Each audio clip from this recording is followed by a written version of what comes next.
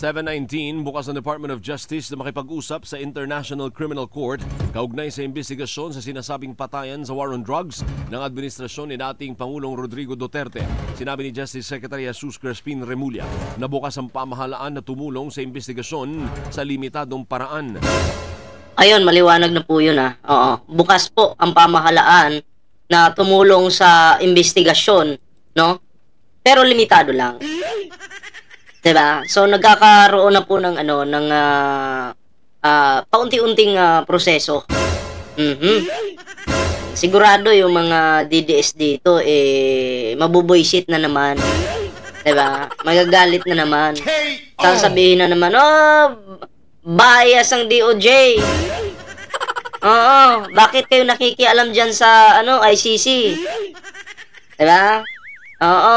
Kasing DDS na yan, hanggat kaya po nila, guguluhin po nila, itong gobyernong ito.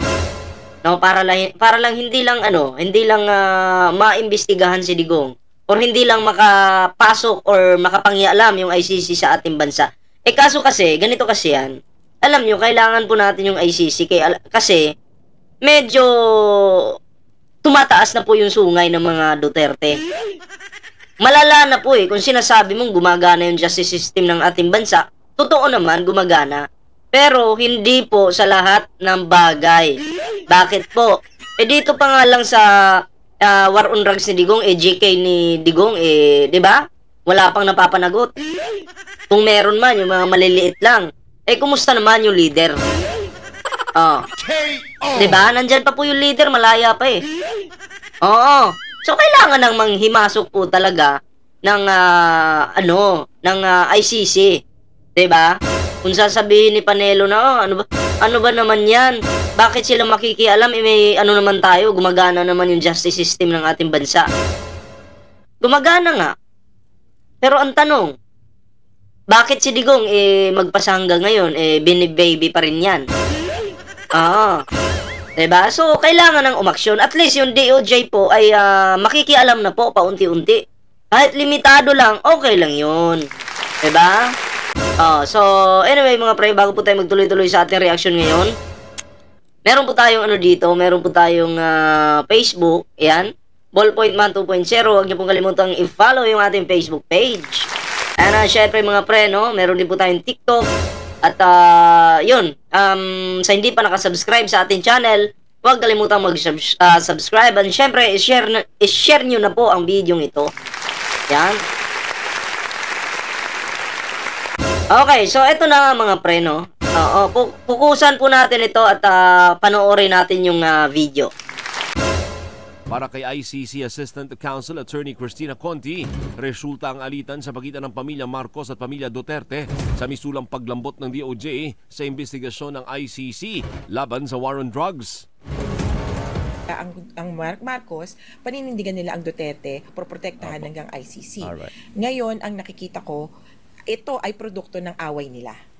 And it's a political posturing, but it is the correct legal position. Isa that na lang the Philippines should cooperate with the ICC. The Philippines should be cooperate, dapat lang po talaga. Diba? Dapat lang. Kasi po, ang pangit naman na yung kumbaga, syempre tumatanda yung si Digong. Sa pasan ba po pupunta yung buhay ng tao, mamamatay din naman. Diba? Mamamatay naman yung tao, tatanda ka, mamamatay ka. Syempre, kailangan po ni Digong na managot sa kanyang kasalanang ginawa bago siya mamatay. Kasi saan ba tayo papunta? Diba? Lahat ng tao mamamatay naman Pero kailangan, syempre, bago ka mapunta doon, okay, sa impyerno, impyerno tuloy. Sorry. Bago ka mapunta doon, kailangan mo munang pagbayaran yung mga kasalanan mo. Hindi naman pwedeng ikaw na nga mismo umamin, pumapatay ka Hindi naman pwedeng gano'n na pumapatay ka lang tapos malilibre ka. Hindi, kailangan mong panagutan. Magdudusa ka muna dito sa lupa hanggang impyerno magdudusa ka.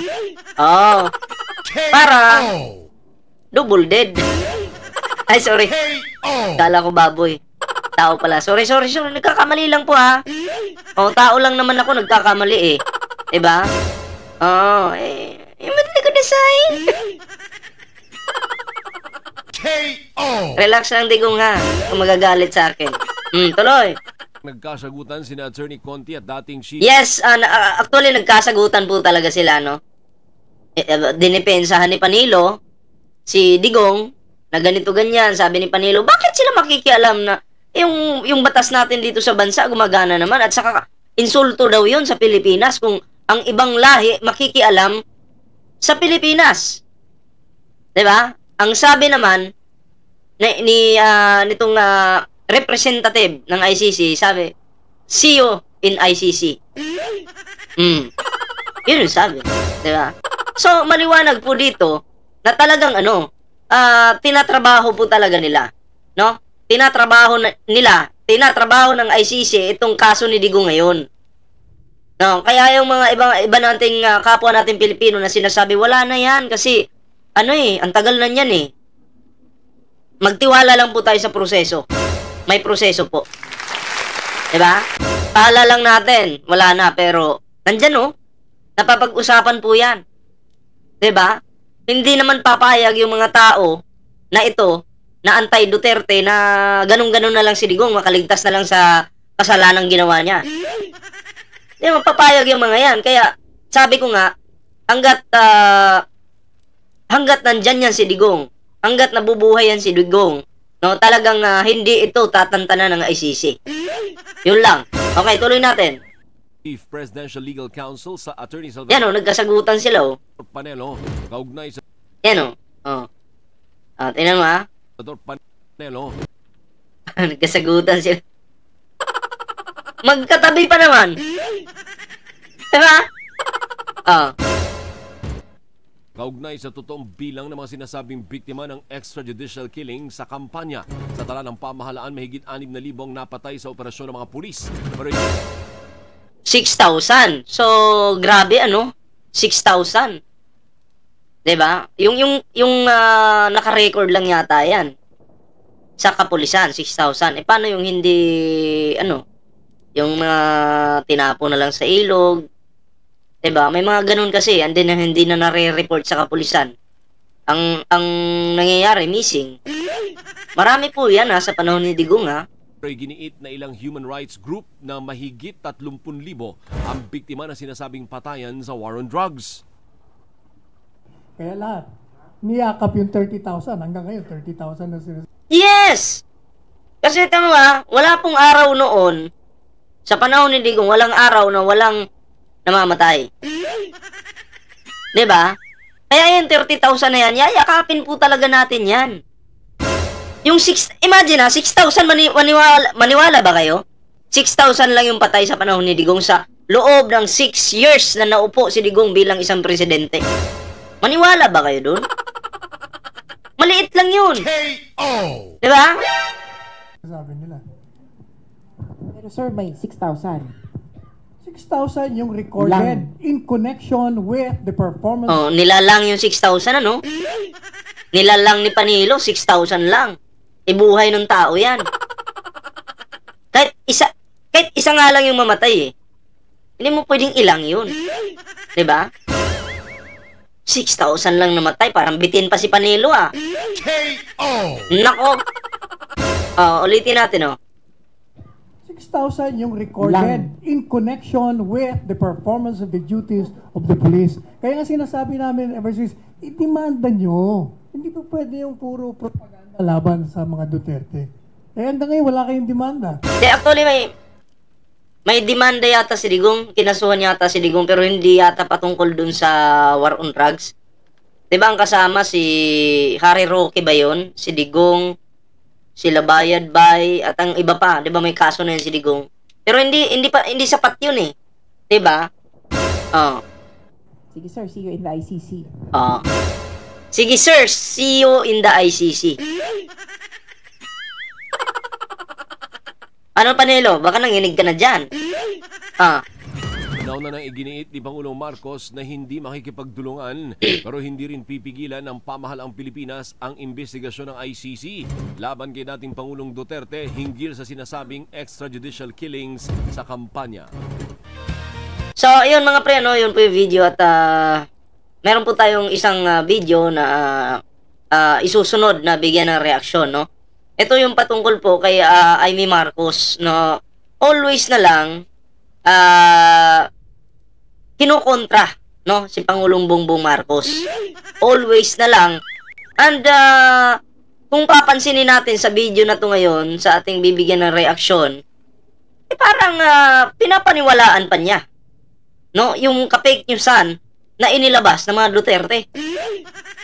'Di ba? Ako sa lahat po ng tatakbong senador, isa po si Amy sa hindi ko ibubuto. Pasensyahan tayo. Ayoko po kasi ng uupo ka lang dyan sa Senado tapos ang gagawin mo, kukontra ka ng kukontra sa gobyerno. Hindi yun makakabuti sa bansa. Dapat nakikipagtulungan ka, nakikipag-isa ka. Yun na yung nanalo eh, wala ka na magagawa. Diba?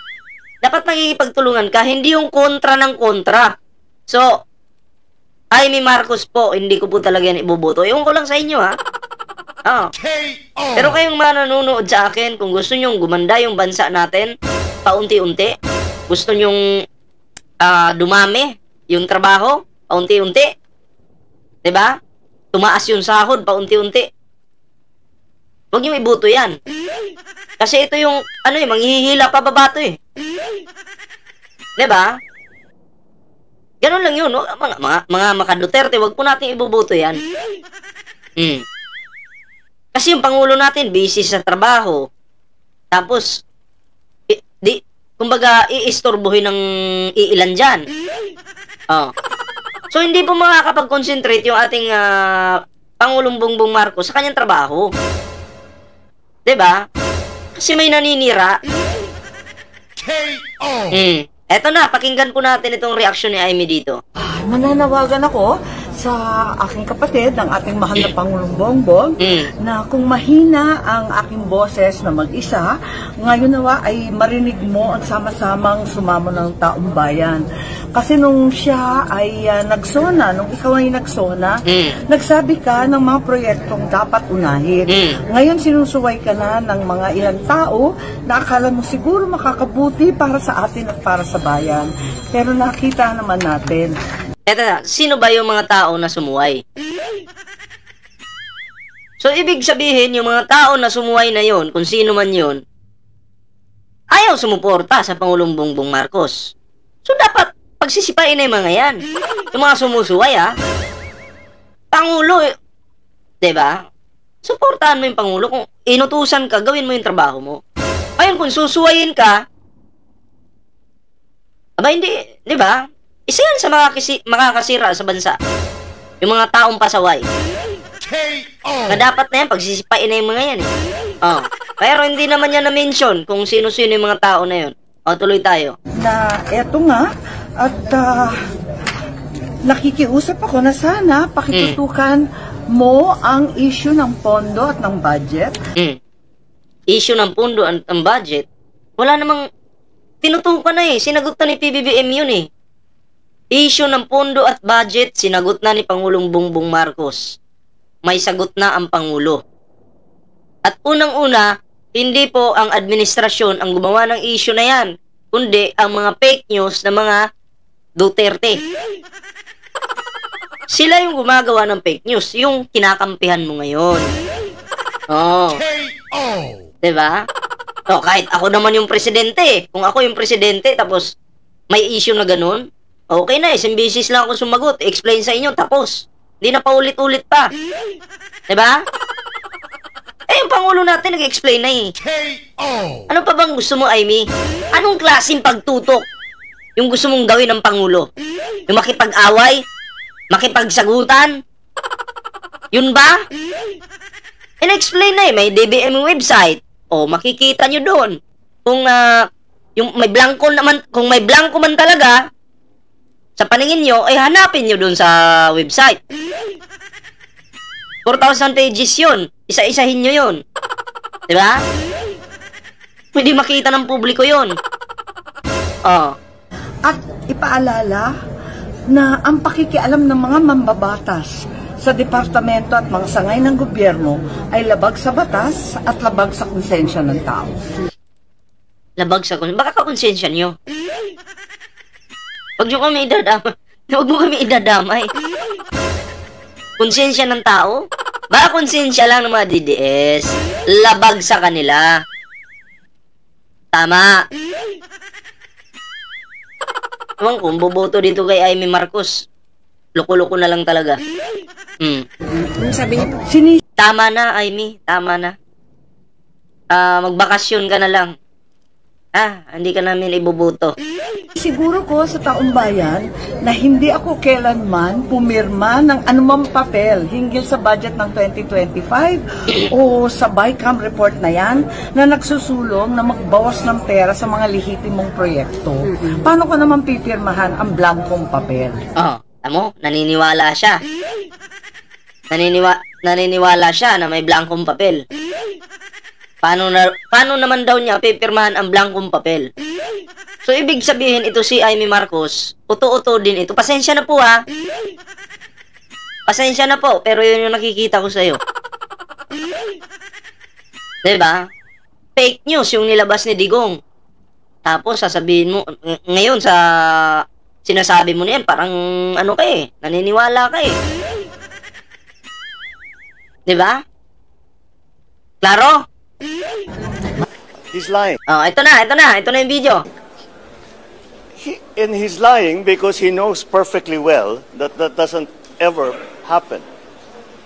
Sa kasaysayan ng buong Pilipinas, hindi pinapayagan na magkaroon ng item ang GAA nang hindi nakalagay kung ano yung project at saka ano yung gastos. Maliwanag po yun, ha?